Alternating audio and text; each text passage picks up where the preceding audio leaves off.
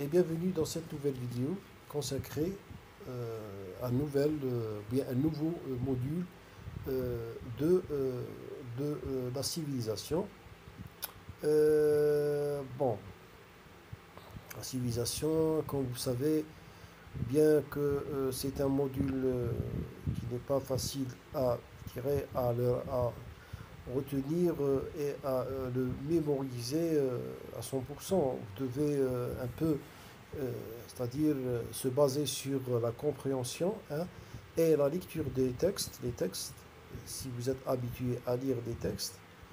Mais ça n'empêche pas de, c'est-à-dire de essayer, c'est pas grave.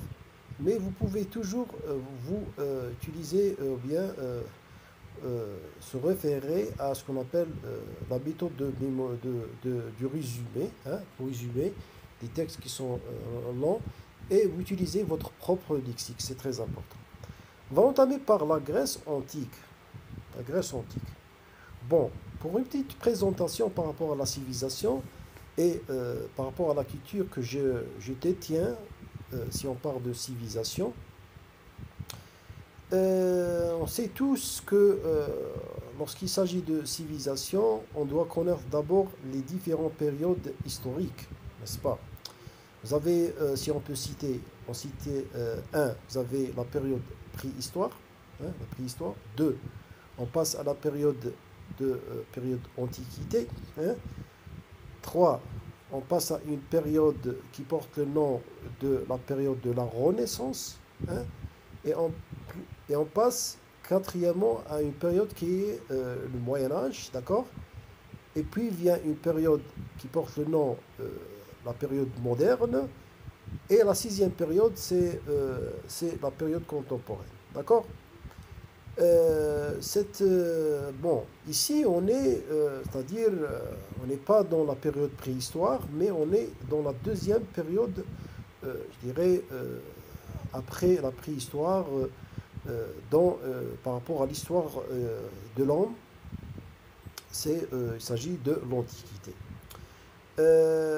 Bon, on va bien sûr les 2 semestres de troisième année, on va entamer par, je dirais, parler et faire, c'est-à-dire connaissance à ce qu'on appelle la Grèce antique, puis vient la Rome antique, et puis on passe pour, je dirais, définir un peu la race, je dirais, du peuple français, son appartenance, bien sûr, qui date, ou bien qui est liée, ou bien qui date, ou bien, oui, oui, qui date des peuples des Celtes, qui sont venus, c'est-à-dire à la Gaule, et puis c'est de là où commence, si on peut dire, l'histoire des Francs, et comment cette population a attribué ce nom, a choisi le nom des Francs. Il y a une histoire par rapport à ça.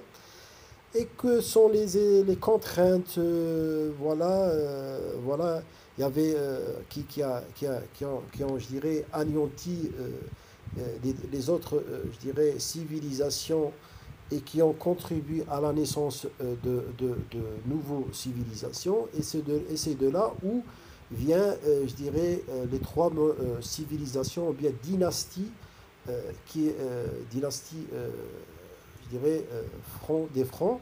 On commence par la dynastie carolingienne, puis mérovingien, et à la fin, vous avez la dynastie capétienne. Et c'est de là où, bien à partir de la dynastie capétienne, où commencent, je dirais, les prémices d'un, je dirais, je dirais, si on peut dire, on ne peut pas dire État, mais parce qu'il y avait toujours les résidus, si on peut dire, les traces de la monarchie, et jusqu'à la Révolution française. La Révolution française, on arrête, et puis on va commencer, je crois, on va entrer dans le deuxième semestre, où on va parler bien sûr de ce qui s'est passé durant le XVIe siècle, le XVIIe siècle, qui va nous préparer, c'est-à-dire qui va nous préparer à sortir bien sûr de cette période vers, je dirais, à la moitié je dirais, la période moderne et à la début de l'âge, ou bien la période contemporaine, qui date par, je dirais, la Première Guerre mondiale et la Deuxième Guerre mondiale. Et voilà. Euh, c'est ça, je pense que j'ai résumé, j'ai fait une récapitulation de deux semestres. Bon, ce cours d'aujourd'hui, il est consacré à la Grèce antique. Bon, pour comprendre la Grèce, on doit bien sûr lire, hein. On doit lire, par exemple, je vais procéder à la lecture. Par exemple, je vais lire 4 lignes, 5 lignes, ou bien un paragraphe. Et puis, on essaie de le décortiquer, hein, on essaie de l'analyser pour sortir d'une idée, ou bien, etc. Bon, la Grèce antique a des racines qui remontent au XVIIe siècle. D'accord? XVIIe siècle, avant notre ère, avec les premières civilisations minoennes et mycéniennes. Ce sont des civilisations qui précèdent, c'est-à-dire, si on peut dire, la Grèce antique. La Grèce antique et des racines remontent à XVIIe siècle avant notre ère avec les premières civilisations minoennes et mycéniennes. Et il faut savoir que par rapport à de civilisations, on n'a pas de trop, je dirais, informations par rapport à ces deux civilisations. Tout ce qu'on sait, il est basé sur la Grèce antique et la Rome, c'est-à-dire par rapport à l'histoire de l'Europe, bien sûr. Cependant, c'est au cours des siècles suivants que la Grèce a connu un essor culturel, c'est-à-dire une période, je dirais, culturelle, une prospérité et une ascension dans tous les domaines politiques, philosophiques, remarquables vers le 8e siècle. 8e siècle, avant Jésus-Christ, bien sûr, c'est-à-dire la naissance de Jésus de Nazareth, de nouvelles formes d'organisation politique et de pensées émergées jettent les bases de la Grèce antique. C'est-à-dire que la période de la Grèce antique, elle a vu, ou bien elle a connu une période de prospérité dans tous les domaines.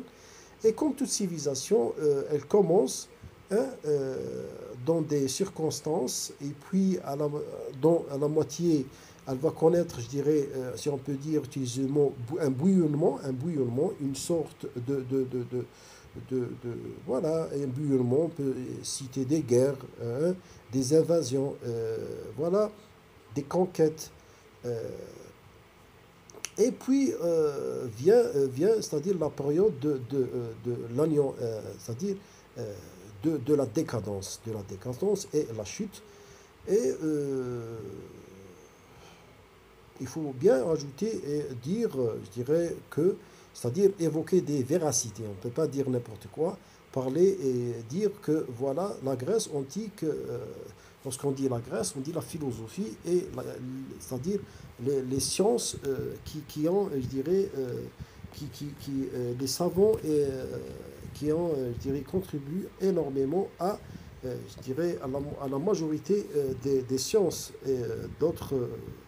Euh, voilà. La Grèce antique a connu son âge à partir du 5e siècle, avant Jésus-Christ. On est toujours avant Jésus-Christ, bien sûr. C'était une période de prospérité, du 5e siècle, et d'innovation où la Grèce s'est affirmée comme un pôle culturel et intellectuel majeur dans la région méditerranéenne.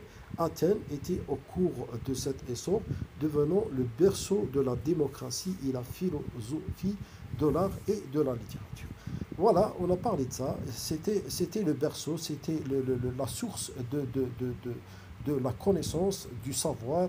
Et c'est ça. Le monde en grec. Le monde grec, maintenant, l'auteur, il va nous parler, je dirais d'une façon brève, c'est-à-dire de la société ou bien de la population grecque. Le monde grec antique était composé de nombreuses cités-États polis. Antique veut dire que, c'est-à-dire antiquité.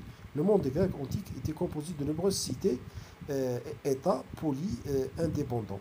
C'est-à-dire il y avait une procédure, ou bien une démarche, ou bien comment dirais-je, le fonctionnement de la Grèce et des cités de Grèce était indépendant. Qu'est-ce que ça veut dire? C'est-à-dire Par exemple, si on a à la Grèce antique, il y en a, je dirais, par exemple, 5 ou bien 6 cités, alors que chaque cité a sa propre, je dirais, loi, a sa propre règle, a sa propre, je dirais, euh, si on peut citer ou bien utiliser le mot administration ou bien institution, etc.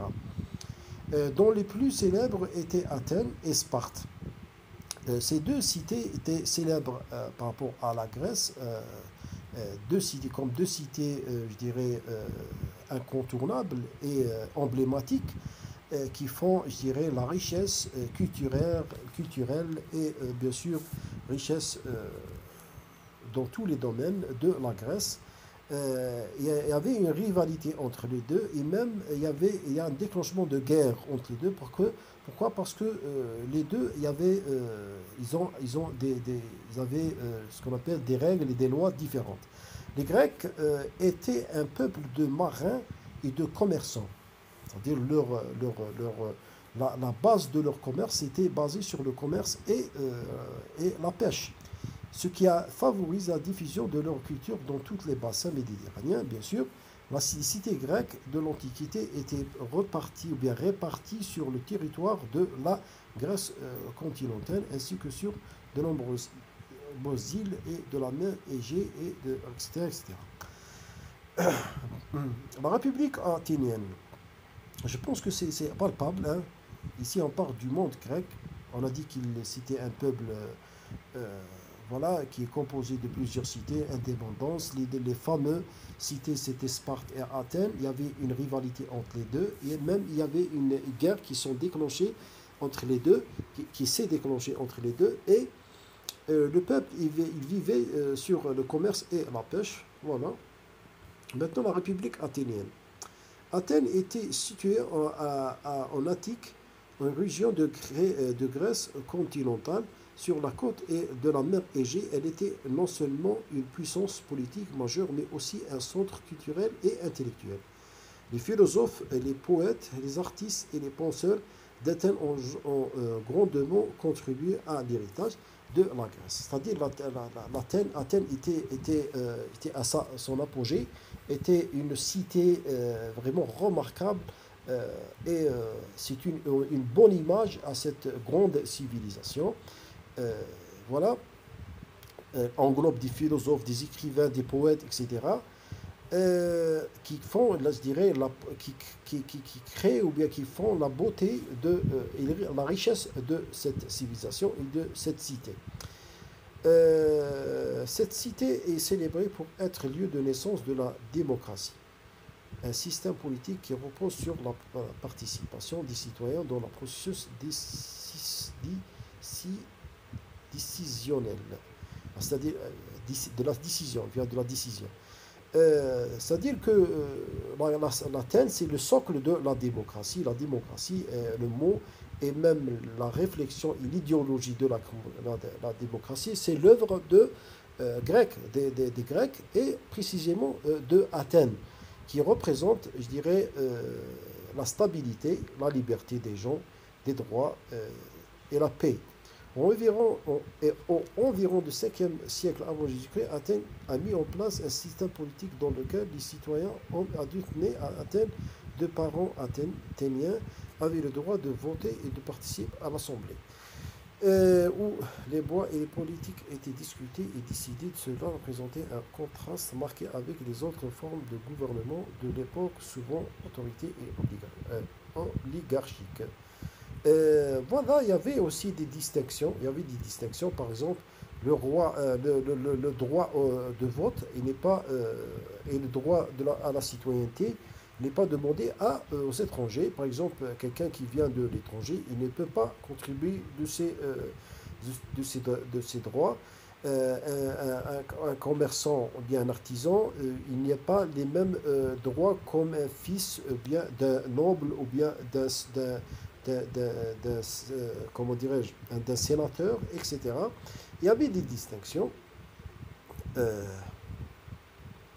voilà, on a terminé le cours. Je pense que j'ai bien expliqué. Merci de votre attention. Et on va passer à un autre cours. À la prochaine.